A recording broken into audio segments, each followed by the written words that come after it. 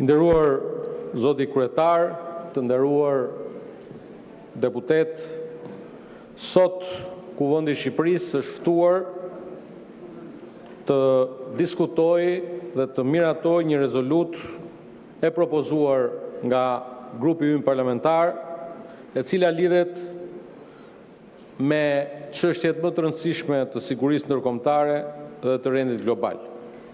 Lufta kundër terrorizmit dhe përgjegjësinë e shteteve që e mbështesin ose që e tolerojnë atë. Terrorizmi nuk është vetëm një akt dhune. Ai është një strategji e qëllimshme friksimi, destabilizimi dhe minimi të rendit demokratik.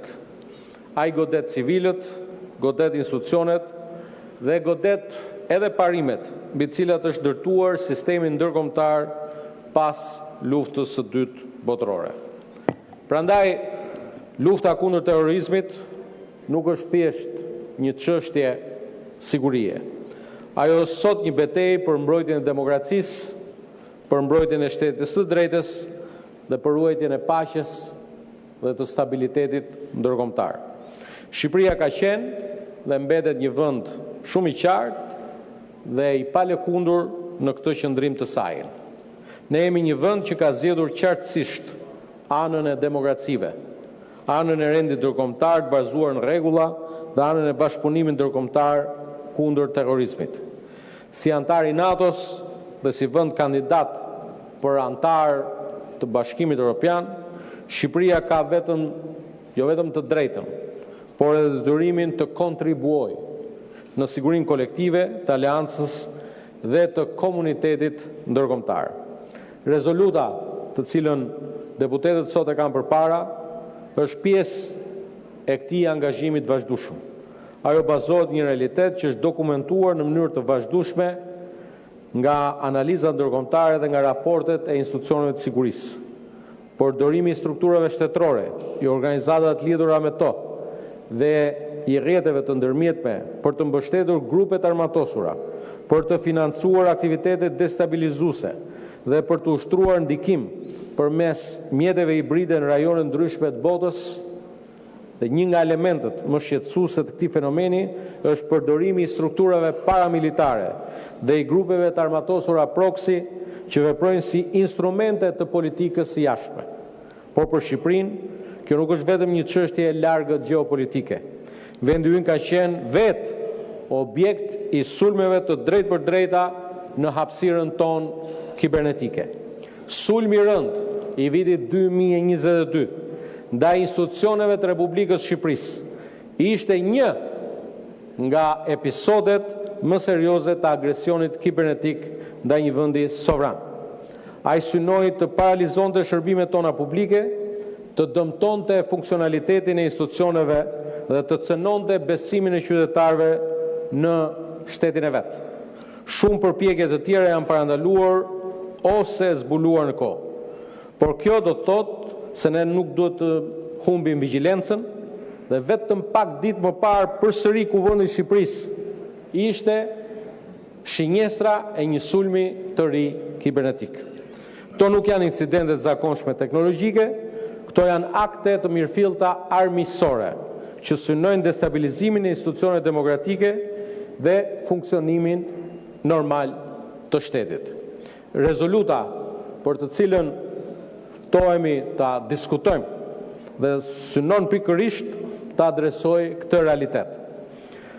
Në rezolut synojmë të dënojmë në mënyrë të qartë çdo formë të mbështetjes shtetërore për terrorizmin, të dënojmë përdorimin e grupeve proxy për destabilizimin dhe të dënojmë përdorimin e mjeteve hibride përfshirë sulmet kibernetike kundër institucioneve të shteteve sovrane. Rezoluta i bën thirrje qeverisë shqiptare që në përputhje me legjislacionin tonë dhe në koordinimin e plot me aleatët tanë të shqyrtoj të shpallë Gardën Revolucionare të Iranit dhe organizatën Hezbollah në Liban si organizata terroriste, si dhe të forcojmë bashkëpunimin me partnerët ndërkombëtar në luftën kundër terrorizmit të sponsorizuar nga shteti dhe rrjetet e tij.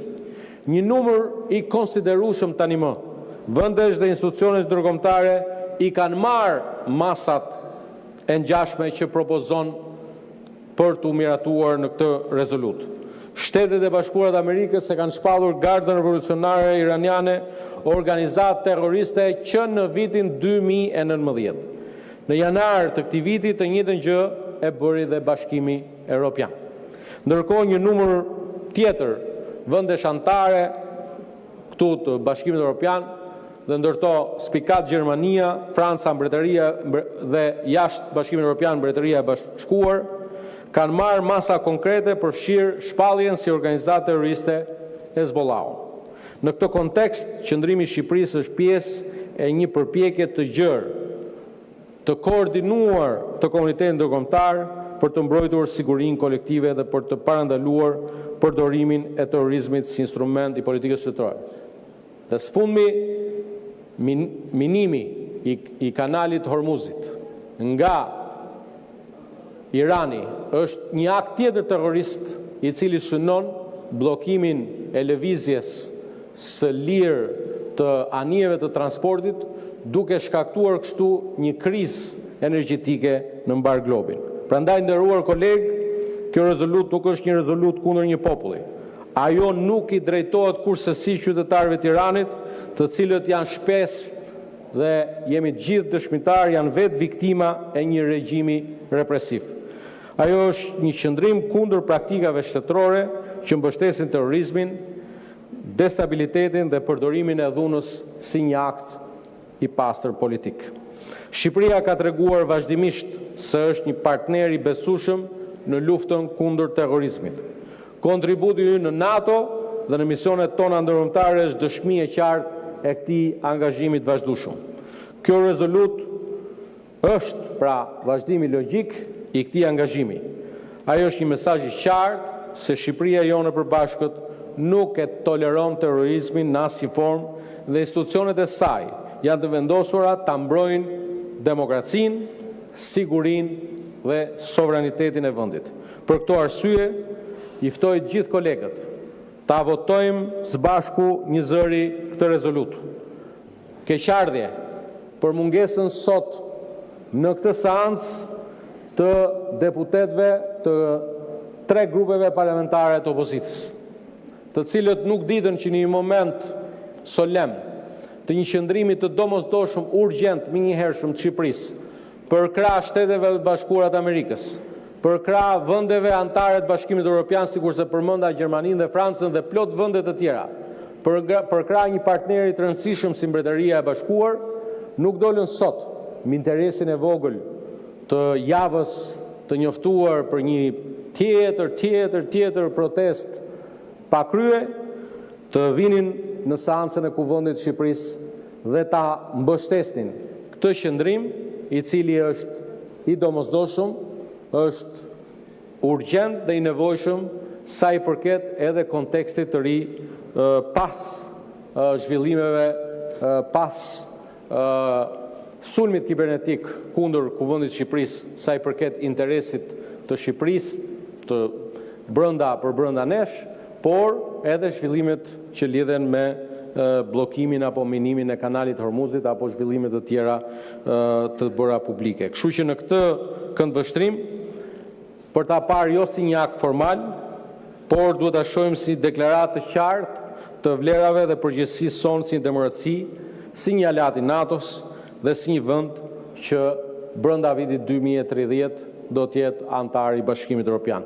Duke ju falenderuar, tekstin e plotë të rezolutës secili prej deputetëve ka përpara, është publikuar në sistemin e komunikimit publik të Kuvendit të Shqipërisë. Nuk po e lexoj tekstin për të lehtësuar kohën e nevojshme dhe diskutimeve, por ju ftoj ta votojmë një zëri këtë rezolutë të rëndësishme. Faleminderit.